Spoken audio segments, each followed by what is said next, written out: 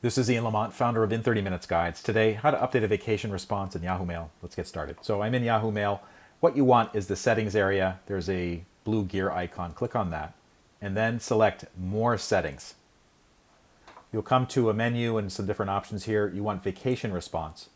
So I had a vacation response last year, and basically what I'm going to do is I'm going to update that one. So I'm going to first I have to turn it on in order to edit it. So it says it's expired.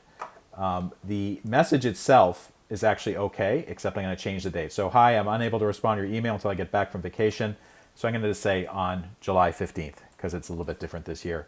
And then you have to change the year up here. So I'm going to change it to, let's see here, it's going to be from July the 1st until July the 15th. Okay. Then the other thing is actually I have a different response to another domain that I have connected to Yahoo Mail.